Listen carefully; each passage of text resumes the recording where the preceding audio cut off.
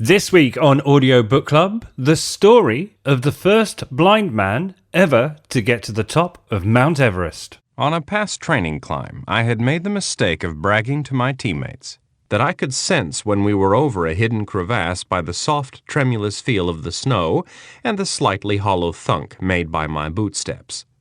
So they had decided to test my claim by pushing me forward and making me lead across the notoriously suspect snowfield below our 14,000-foot camp.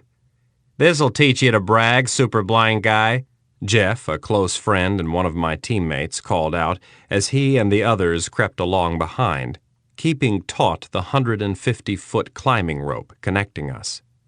The dry, bitter wind roared across the surface of the glacier, rattling through my Gore-Tex. I stepped cautiously, listening, as I slowly brought down the full weight of each step, forcing myself to breathe in rhythm. What were the chances of me stumbling upon a hidden crevasse, I thought, in this place at this moment? I probed a trekking pole in front of me. Initially it held, but suddenly it popped through the styrofoam snow into emptiness, with me swooning forward, the pole sliding through to the handle. Then I heard it, the terrifying noise that climbers dread, the slit of a knife across the glacier and increasing to a loud zipper. I had heard this noise before, the sound of ice fracturing, breaking apart, and zigzagging across the frozen ground, but I had never been so near. The snow around me collapsed with a whoomp. The muscles in my legs turned to putty, and the rope stretched tighter as the team braced. I felt the lurch of my body and the snow beneath me dropping away, and I knew at once I had broken through. I could feel the air all around me, filling the space under my feet, along my legs, and against my face. Jeff yelled something, but his voice quickly faded in the rushing snow and gear that came with me.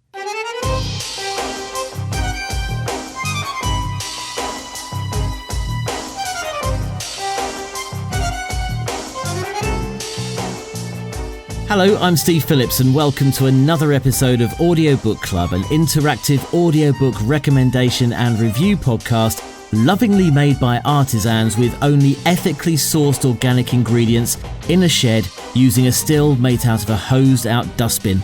On this episode we'll be reviewing Touch the Top of the World, a self-penned memoir by the first blind person ever to reach the top of Mount Everest, Erik Weihenmayer. Joining me down the line from Adelaide, as ever, in Australia, because Adelaide will always be in Australia, but he's here as well to help me in this double-headed endeavour. It's the person who gave me this week's title again as a gift. It's Matt Layton. Hello, Matt. Hello, Steve. Should we go straight into our notes from the margin feature then? Yes, if you can, that'd be great. Can I just say the best thing about our first show back after a little break last week, you won it again. I came up with the idea of calling the feature where we discuss things about listening to audiobooks or consuming audiobooks as Notes in the Margin, and then you instantly changed it on the fly to Notes from the Margin, which has an entirely different meaning and is brilliant. So, having said that, I have now received my first... We were talking about giving and receiving audiobooks as gifts, and I have now received, for the first time ever, an audiobook as a gift. And I was delighted, not only by the fact that somebody gave me something, but it was you, and you gave me Fibber in the Heat, was it called? Fibber in the Heat by Jupp, yeah. Which I consumed instantly. Oh, good. I am not a fan of cricket. I think it's one of the most tedious endeavours on earth. Cut his mic. Cut his mic. You're in Australia. I know. Tell me about it. There are certain times of the year where I go very quiet over here and you know, I get a bit of ribbing from the natives and I go, yes, you are doing very well. Well done. I wonder why I didn't get much of a response every time I sent you emails and texts saying, got to book tickets for the World T20 before COVID, and obviously the whole thing changed anyway, but that all makes sense now because you didn't really reply very much, and I just disregarded it really. But now I know. Don't take it personally. So apparently when the Ashes come here once every 4 years, Uncle Greg and his friends do go to the cricket, but they spend most of the time drinking Bloody Marys made of homemade vodka out the back of somebody's ute in the car park because the drinks in the venue are too expensive. So if you want to get sunstroke and dehydration and all sorts of other bother, then please do come down. Apparently it's the best 5 days of your life. But the cricket itself doesn't really interest me. But back to this book. This is what we're talking about. Many years ago, we said we wouldn't overrun this week, yeah. Yeah, there's a... The cricketing stuff, there's one point in chapter 1. I think we should review this book. I think it's worth a full show. But I have to... yeah. It's quite an old one now. I gave it to you out of, because I thought you might enjoy the book, not because it's the latest release or we should review it, but obviously, if, dear listener, you have heard Fibber in the Heat, it's, tell everyone what you thought, actually, Matt. Yeah, well, I'm not going to tell anybody what I thought, except I thought there were bits where I wanted to smash it with a cricket bat because of I was engaged in an interesting story, and then somebody would be edged by a silly mid-floppy to the hands of... I just didn't... You clearly turned to a different book there, I think. It was over-edged on the crinkly. Those bits I didn't get. When it suddenly went into cricket language, I couldn't have been more bored. But the story of Miles Jupp touring around India was great. And I think it's in the diary for 2 weeks' time, I think we need to do a show about should Audiobook Club, does it have to be all the latest new releases, or can it be like any other book club where people turn up with their favourite books? I think that's a discussion you and I need to have, and we probably need to have it in this forum as well. Yeah, talking to each other and hopefully involving the listener. Yes. Has anyone tweeted yet? No. It's a barren desert out there, isn't it, Twitter? Which is odd, really, given what everyone says about it. Well, it's because you and I are broadly positive on Twitter. My resolution is don't say anything rude on Twitter. Be positive about the whole. Well, I'm glad to see we're both very 2008 about Twitter, because when we first picked up Twitter, it was a lovely journey of discovery, and everyone was nice to each other, and it was all great. You taught me everything I knew on Twitter. I got a career out of the Steve Phillips training session on Twitter, and I can't thank you enough for that. It's a mug's game. Charlie Brooker, who gets referenced on this show occasionally, he did one of those top 50 countdowns of the best computer games ever, didn't he? He put Grand Theft Auto at number 2 and then put Twitter at number 1 as the best computer game ever. And that's essentially what it was at the time. Now it's just a cauldron of bile. Yeah. That's it. As you say, we still think it's 2008. We say nice things and try and make a little joke and assume that people will see or hear it, and nobody ever does. So. Nobody ever does, but that's okay with us. As long as you know it's not, as long as you don't know it's there. That's all that matters. You will be glad to hear, Steve, that not only did I read this book, I have started binging the box set. I'm now on my second Miles Jupp book, and I am doing his book history. And I've also, a mate of mine is having a bit of a rough time at the moment. Hello, Phil. So I sent him a copy of it as a gift yesterday. Oh, good. Your generosity has spawned more generosity. Oh, well, I'm so pleased I'm spawning. That's great. That's great to hear, because actually, I don't know how to phrase this question. Being as you've given and received. You lost the plot. Which one do you prefer? Yes.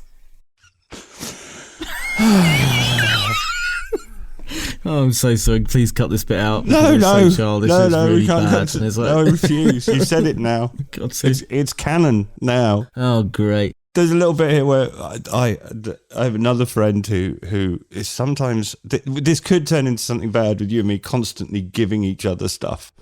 Indeed. I think I've written down the word alpha males here, but the idea of competitively giving each other audiobooks. I'm going to give you a better audiobook than the one you just gave me. I'm going to give you a 25-hour mega book. Yeah. Which is, again, more of a burden than a joy. War and Peace coming your way. Yes, read by Stephen Fry. Oh, God. Oh, there's a talking point for later, clearly, Stephen Fry. Can we park that? Because I'm in quite We'll park that. We promised a shorter podcast, yeah. Yeah, I'm in quite a good mood. Let's park the Stephen Fry. Okay. But the whole idea of aggressive hospitality or generosity. Have another cocktail! I'm worried that we might sink into that if we keep giving each other stuff, and it becomes a competition. You're right. And it might leave a sour taste in the mouth of the listener, and the sour taste in the ear, if you can get sour ears, ahead of what is actually, wow, what a lovely book that we're about to review here. Okay, shall we? Yeah, let's do this. I wanted them to put their lives in my hands, as I would put mine in theirs. I would carry my share. I would contribute as any other team member. I would not be carried up the mountain and spiked on top like a football.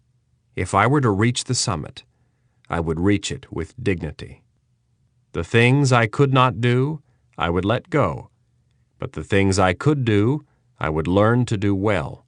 So tell us about this week's tome, Matt. Well, Steve, as you and I are sort of trying to start this new regime where we record Audiobook Club every week, I always was feeling a little lazy, but I needed an efficient way to work. So what I've done is I've cross-pollinated with my day job. The book we're doing this week is called Touch the Top of the World, A Blind Man's Journey to Climb Farther Than the Eye Can See by Erik Weihenmayer. Now, Erik is the first ever blind man to climb Mount Everest. And as I mentioned to you last week, he was a guest on my show on Vision Australia Radio. So down here in Oz, for my day job, I present a show on a network of 11 radio stations designed to serve the people living with blindness or low vision. See, I have to phrase these things very carefully. You can't just say blind people. It's not that anymore. You have to use all the right terms. So normally either we talk about an issue, be it this week the idea that the Toyota Prius, while electric cars are great for the environment and that, for people who can't see very well, myself included, they become your mortal enemy, your nemesis. And Toyota Priuses have tried to kill me many times because they don't make any noise. So when I'm crossing the road, I rely on sound a bit more. And then we have people who are high profile on. Erik is an American dude who was the first blind man ever to climb Mount Everest. And he was a great guest. So good a guest, in fact, that while watching Bill Maher interviewing Jay Leno the week before last, so as I was putting the show to air on Vision Australia Radio, Jay Leno, who's interviewed more people than anyone else on this planet, brought up only one interviewee during the course of the half-hour interview, and that was Erik. Have a listen. And, Jay, I love it that you're not like, you have no, like, ego about, like, you climbed the mountain, you got to the top for a very long time. I've said many times you got fired twice for the crime of being... Nobody cares that you climb the mountain. You talk about climbing a mountain. I'll tell you a climbing mountain story. I had this guy in the Tonight Show. You never let me ask one question. Let me finish this. This guy is blind, and he climbed Mount Everest. The most amazing, he's an athlete, he's blind. Who hasn't? 2 months, he's climbing Mount Everest. He's holding on, he doesn't know if it's daytime or night, it's rains, people's like, oh, boo-hoo. So he's on my show, and I said during the break, do you do a lot of motivational speaking? He's all pissed off. I go, why? He goes, every motivational speaker, I talk about climbing Mount Everest and how hot it was and wind and snow. So you don't know if it's day or night. You don't know where you are on the mountain. You don't know how far. I've got to feel my way to the top. It took me 2 months, And he says, inevitably afterwards, when he does the meet and greet, somebody goes, I was going to climb Everest last year, but my kids got soccer and the wife wants to go to her mother-in-law. And he's like blind. He's like, I just want to stab these people. He's so furious. Hilarious. So that clip is interesting. This book is about that very man, about Erik Weihenmayer.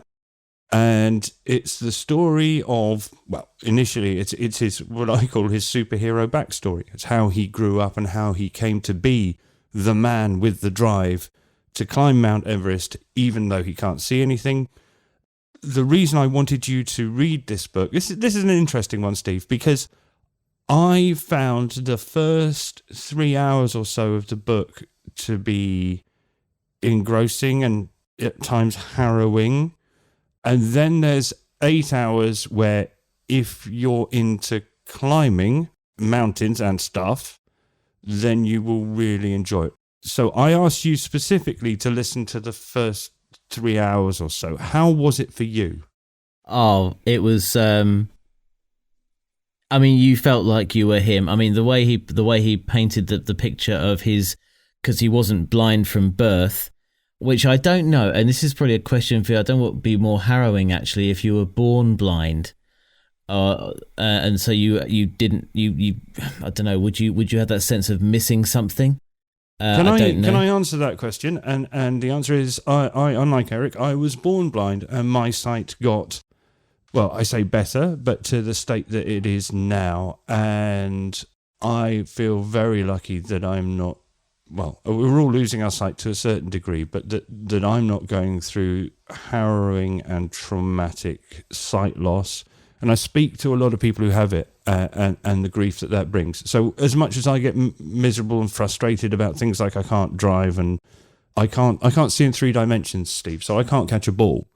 And you've seen me at work, and it's my nose pressed up against the screen. There's no dignity. I just thought you were looking at really good pictures close up, you know. That's what it was, but I should have clocked. So the answer is to that simple question, and the idea of talking about this book was so you could ask me silly questions like that, we could have a chat about it, is I speak to quite a lot of people in the day job who lose their sight. I talk to people who've been blind all their lives, and I talk to people like me who have had minimal sight for all of their lives, and it's relatively stable. And to me, the very notion of if we're doing this by degrees, the idea of losing sight fills me with fear and dread. And because so it's something I tried to avoid talking about for most of it. It's like push the emotions down, Steve. If we ignore a problem long enough, it will go away. And I used to be, when I worked with you, I used to work in relatively mainstream radio, and suddenly I got this gig. And now I have to talk about and bring out people's emotions on a topic that I try to avoid talking about all the time. So the simple answer to your question is, oh my God, no. I would hate to be confronted with the horror of losing my sight, and my personal experience, put in the political correct stuff, and everybody's experience is different. From my personal point of view, I feel so lucky that I'm not losing my sight, if you know what I mean. Yeah.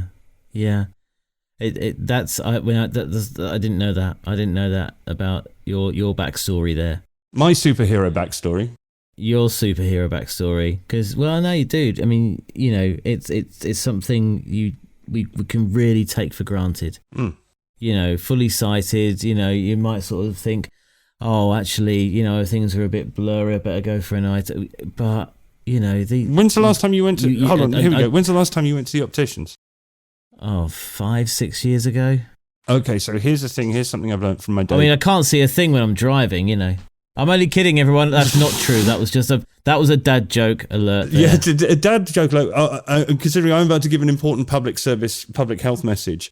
So there are 600,000 people in the United Kingdom who have glaucoma, which is a disease that basically means you've got raised pressure in your eyeballs. The people who are most susceptible, Steve, are people in their 40s. And if the pressure in your eye goes too high, then it will crush your optic nerve. And I spoke to a bloke earlier this year who was a high-flying partner at PricewaterhouseCoopers, about 43 years old, and he was blissfully unaware that he had lost 98% of his vision. No. Because the brain fills in the gaps. So, Steve, if I've learnt one thing, it's go down the optician, get your eye health checked. You know that bit where they go and blow a little bit of air in your eye. The reason for that is they're measuring the pressure in your eye. And as I say, there are 600,000 people in the UK, 150,000 in Australia who have it and don't know they have it. So go and get your eyes checked, basically. I will, absolutely. I'm going to do that first thing in the morning, everybody, like you all should. Absolutely. You're not, are you? I mean, I'll do it. I've got a few things to do, but I will definitely call them and get an eye test and all the rest of it. And Wow. Yeah, I mean, you just going back to those first 3 hours of the book, and so basically, just for the benefit of everybody who hasn't listened to the book yet, first of all, please do. But also, secondly, the sections I was listening to was essentially him going from childhood to being told that he's got a progressively degenerating disease in his eye that meant there's no chance it is coming. He will go completely blind, up to the point where he does go completely blind, and how he starts to cope with it at school. And as a teenager, that was the thing. As a teenager, denying it, being angry about it, just going, I don't need to go on that, on that bus, with other people who've got similar problems, because I'm fine, or just refusing to do it because, not so long ago he could at least see things. He could see the shapes of them, the colours of them, these sort of things. And I just imagine. The interesting thing sorry to cut across you, Steve, the interesting thing for me there, the harrowing bit actually happened before that all happens. And that is, and I spoke to Erik about it in the interview, we'll put a link in the description. But it's the whole thing about when, now that I'm a dad, when his mum found out, or his parents found out, there was something wrong with him as a baby. And he had to go through a whole series of diagnostic tests. And you can imagine the emotions as a parent of being handed your child and having all that joy, and then discovering that there's something wrong with its eyes. And of course, for me, that's exactly what happened to my mum in 1974. And again, it's something that I perhaps talk about at work because it brings other people out of their shells and gets them to tell their stories. It's a story that I tell perhaps more often. I don't think you've ever heard it. Than I would in normal life. So I had a little chat to Erik about his mum, but then, as you say, then he loses his sight at a time that's difficult enough already, isn't it, Steve? As discussed last week, we wouldn't be teenagers again if you paid us. But to imagine losing your sight during that period is as I say, as somebody who that's not the first time I've read that story, but I wonder what it feels like to you to come across stories like that for the first time. Is it as harrowing for you as it was for me? Yes, I mean, I think because of the way the book's written, because of the way it's narrated as well, with going to the format, you feel like you are in his shoes. You're kind of feel like you're metaphorically losing your sight with him, and how you kind of go through the sort of the feelings. Obviously, I don't have a frame of reference here, and I wouldn't purport to do to explain that. But it was as close to it painted such a vivid, sort of situation. The way he explained it, and actually using sound, using words, using descriptions, using the audio form, really.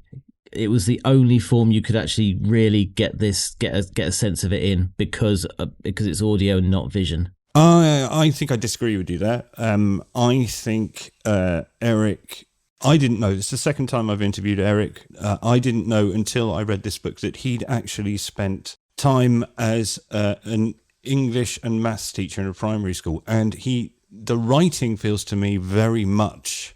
I mean, it surprised me how well he describes things. And when I read it, I go, I wouldn't have described it like that. And there's sort of a bit of the Robin Williams character in Dead Poets Society, that idea of the tweed-jacketed, patched-elbowed English teacher with a love of language in the way that he writes. And I really enjoyed that. I have to say, for me, the voice artist... I'm not casting asparagus on him. His name is Nick Sullivan, but I think he was hired to do the job. There are logistical issues to do with recording an audiobook that we're aware of. It's a long and time-consuming process. It's an even longer, more time-consuming process if you're doing it in Braille. Erik is... I always get nervous when... Erik is a much more fully rounded and engaging human being than the voice artist who's reading the book. The voice artist who's reading the book does no harm, But Erik, I always get nervous when I'm the world record holder for, or the first person to do this, first blind person to do this comes on the show. I mean, I've had them all on. The fastest motorcycle rider, man on two wheels. And he does lots of motivational speaking, and that always, I feel dread whenever somebody lists as part of their profession that they're a motivational speaker. And I said this to Erik the first time I interviewed him. And I said, look, the rest of us sitting at home probably not doing as much as other people who can, have more vision. You can hear I'm tiptoeing around it again. There's people, I'm not allowed to call them the normals, Steve. So you would be the normals. So we don't do as much as the normals. And then when all these people come along going, I'm even blinder than you and I've climbed Mount Everest, sometimes I find them slightly irritating. Hang on, were you sitting there during this interview just really bitter the whole time and just... That's how I sit here most days, Steve. I sit here totally bitter. But the wonderful thing was, in response to that, Erik's response to that was to tell me a story about how just an hour before speaking to me, he'd managed to... he deals with all the other stuff that people who can't see very well do, and he managed to spill an entire bottle of salad dressing up his fridge. Oh wow, that's impressive. It went everywhere. Apparently, it was of volcanic proportions, and he put me at my ease by telling me a story as the first blind man to climb Everest, that made him sound like a normal human being with the vulnerabilities that perhaps my audience on what I do on the other thing feels. So he's a very engaging doer. So him, I'm sorry he wasn't reading it. I understand why. I think the person reading it does a good enough job, considering I know the person. You, not really being familiar with Erik, thought that the narrator did a good enough job. Yeah, I didn't have the frame at the time. I didn't have the frame of reference actually hearing Erik's voice.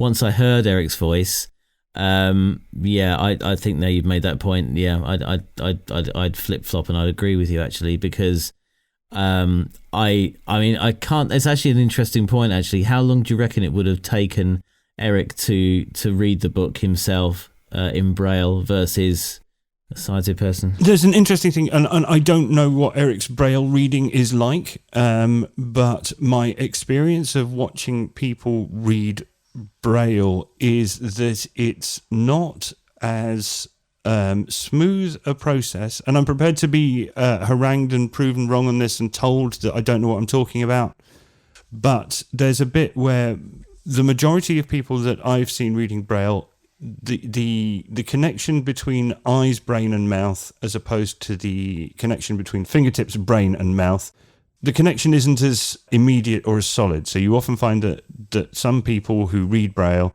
and again, I'm couching this in all the terms, I'm trying not to offend anybody as I do in my day job. So it doesn't sound as fluid when people are reading from Braille. However, a lot of blind people remember stuff off by heart. I actually asked Erik to record a quote from the book for me, and he could remember the sentence that he'd written 5 years ago or whenever this book came out. So, and he remembered it better than I did. Those things I could not do, I would let go. Those things that I could do, I would learn to do well. So, the upside of that is a good bit of memory. There's a weird thing I've discovered. There is a fair portion of the blind or low vision population who sort of have dyslexia of the finger. So not all blind people can read Braille. For some people, it just doesn't work. The idea of reading groups of six indentations on a page, whatever. I'm trying not to say pricks or knobs. I'll have to bleep that. Yeah, bleep that. 6 indentations on a page it just doesn't work for some people. So I don't know what the science of that is. Again, prepared if any of our listeners want to use the hashtag audiobook club and throw stones at me or tell me I'm wrong, then that's absolutely fine. But let's sum up, shall we? Let's sum up. Who wants to sum up first? Do you know what? I want you to sum up, because I normally do most of the opining here, but I put this book in front of you because I wanted to hear your opinion. I'd be, there's a couple of things I'd like to glean before we close this podcast out, if that's okay, and if you're comfortable talking about them, of course, as well, Matt. Oh, very good. Yes. You've been on the training course, haven't you? Well, that's our past. But from the first 3 hours I heard, and not, I mean, it's I guess it's, I don't know if it's glib or what have you, to focus on the, as we've spoken about, the kind of impending doom, if you like, of losing your sight and all the feelings that, and all the trials and tribulations that come with that. But there are a lot of life affirming moments as well that I found, with his wrestling and things. There's humour in there, isn't there? There's lots of humour. There's lots of humour, and also his attitude to life. You already got a sense of him, constantly grazing himself and cutting himself and bumping into things and injuring himself, but always at every turn getting up, dusting himself down and carrying on. Because for example, with the playing basketball, he couldn't catch the ball or whatever, or he's riding his bike and just went head over heels over the handlebars or whatever.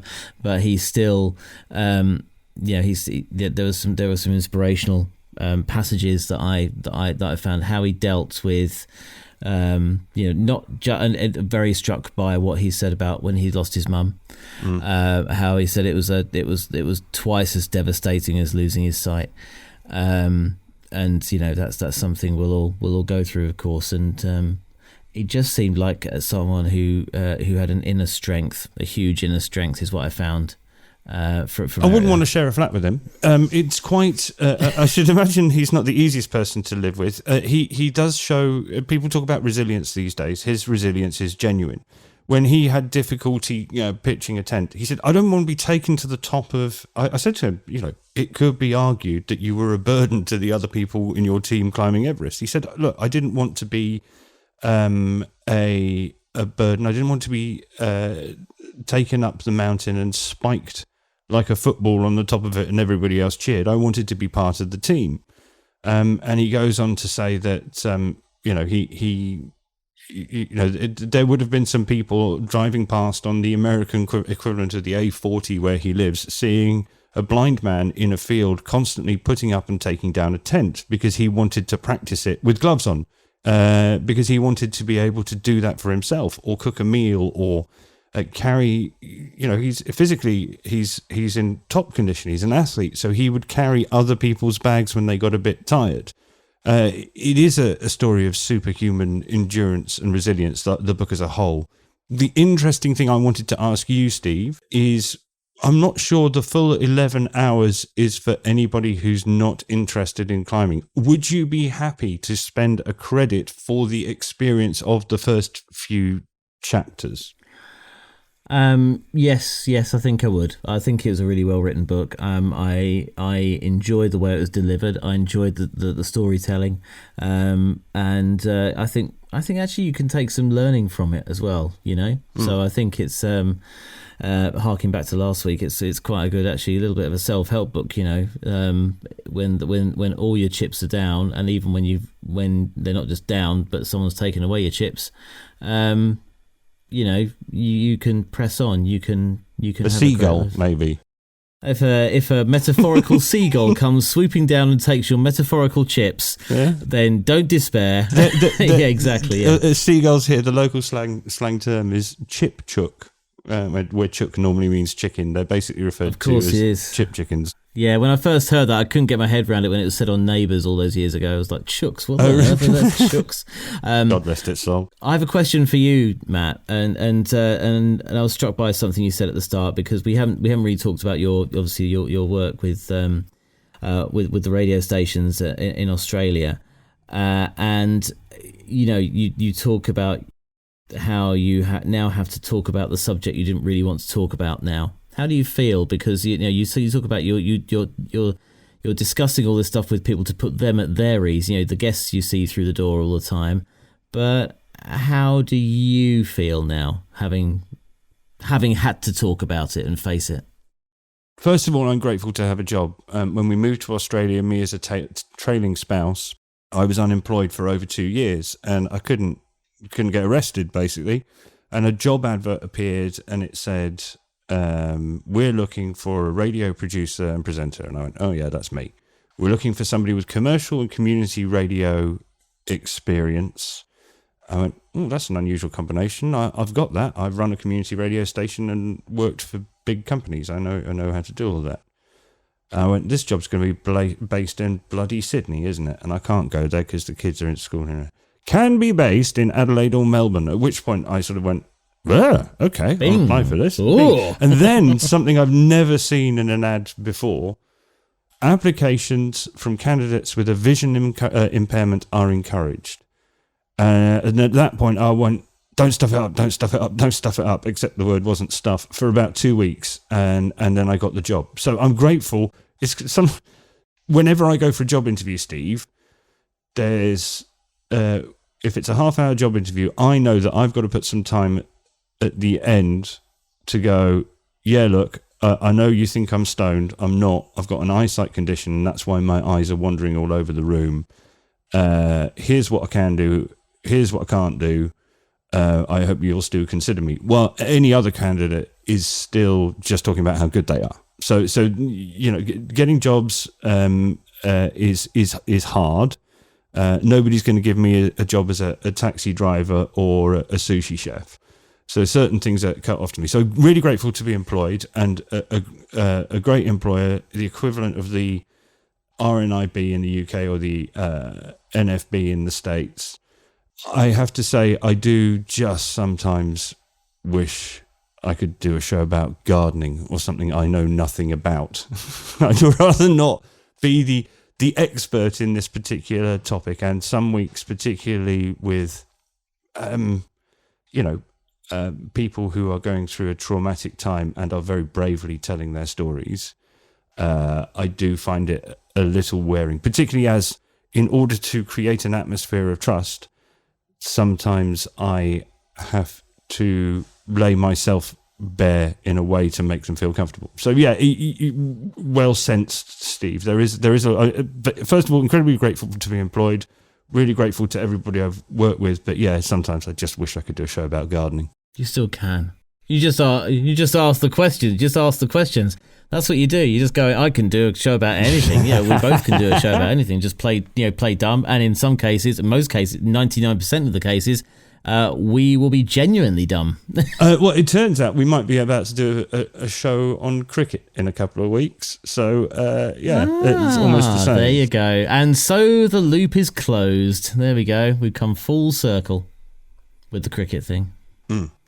By the way, yeah, we haven't done this, but yes, it's a great book. You said that you would happily drop a credit for the experience of the first 3 hours and chapters, because it is that deeply emotionally penetrating.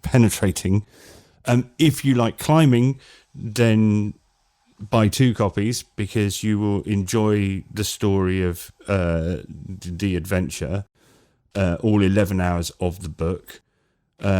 But yeah, I think we used the word resilience. If you're having a sad day, don't read it. I think you need to be feeling quite tough. If you feel you can handle that kind of story and want to learn about it, and you are feeling strong in yourself, then do drop a credit on this book. Right then. So it's a thumbs up, or depending on your point of view then. Yeah. Yeah. Okay. Sounds good to me. So, if our listener wishes to play along, what should they be reading next, Mr. Layton? This week sees the release of Anthony Horowitz's The Twist of a Knife. It's the 4th book in his Hawthorne series of detective novels. It came out on Thursday, the 18th of August. I love these books. Anthony Horowitz is the only man to have been trusted by both the Fleming estate and the Conan Doyle estate to write a James Bond book and a Sherlock Holmes book, respectively. That's how I came to him. And what he's now done is write a series of murder mysteries. And basically, as he puts it himself, well, we've run out of, different types of detective to put in the middle of a book. So you've had your Belgian detective, you've had your African detective, you've had your alcoholic middle-aged detective, you've had your female alcoholic middle-aged detective. So what he's done very cleverly is put himself in the center of the organizations, and it's almost like he doesn't want to be there. The books are written that Anthony Horowitz as himself appears in these books, and some of the meetings he's in take place with his publishers in his publishers building in Victoria. And this is the fourth in the series. He and his partner in crime, a former Metropolitan Police officer, have solved 3 crimes so far. Apparently this one is one of those locked room dramas. I'm looking forward to getting stuck into it. It's called Anthony Horowitz is The Twist of a Knife. And while that one's fresh and new, the following week, I would like very much for us to have that discussion we mentioned earlier about, does everything we do on Audiobook Club need to be shiny and new? The Miles Jupp book you gave me, I've got lots to say about that. And also, the universe is pointing us towards a book that comedian Lee Mack wrote in 2012. But, I mean, you came across this, didn't you, Steve? You were quite irritated by this book. You were irritated by the first line in it, weren't you?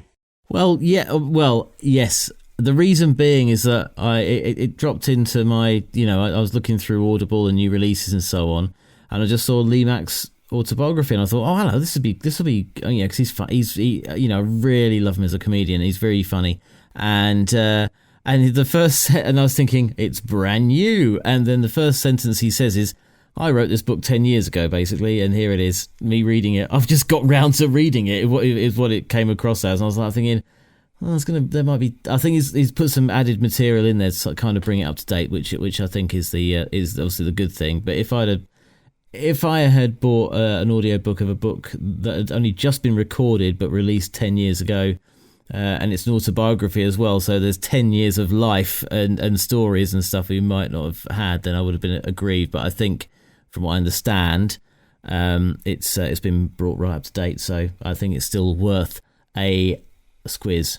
And I don't feel the same way as you, so let's have a conversation about that in a couple of weeks' time, perhaps doing both of those books at once, and invite our audience to participate. And maybe notes from the margin can be, do audiobooks on Audiobook Club need to be new? Indeed, we'll have a genial adversarial chat. Yes, adversarial, but in a cordial, genial, very English way. Sir, I think you will find I am being more tolerant than you in this discussion. I think you're an idiot, but I'm not going to show you. That kind of idea. Sir, you're without doubt the worst cad in London or Adelaide. I think you'll find. I think you'll find. Oh, I for one. If you say I think you'll find, I'll say I for one, because that's what I see on the forums when people say they're not going to watch a TV show anymore because they don't like the first 5 minutes of it. And when I consider that the argument is over, I will go, moving forward. Anyway, that really long stretched anyway as well. Anyway, let's move on from that, because I'm right and you're wrong. As I say with my wife and family, and you've experienced it here, I just shout, next slide! Next slide. Ah, the ubiquitous next slide. So there we go. That was Touch the Top of the World, a blind man's journey to climb farther than the eye can see, by Erik Weihenmayer. It's narrated by Nick Sullivan. Published by Blackstone Audio, comes in at 11 hours and 18 minutes. So that's this week's book. Tell us what you thought. Use the hashtag Audiobook Club as ever. You can also catch the little 3-minute version on Maritime Radio as well if you're in the Greenwich, South East London and North West Kent area, or indeed globally via TuneIn Radio. So there we go. There's the hit. That's for the your radio day station. job. They say bit or one of them. For the moment, yeah. For the moment, yes, Until exactly. they work it out. Until I get discovered. So yeah,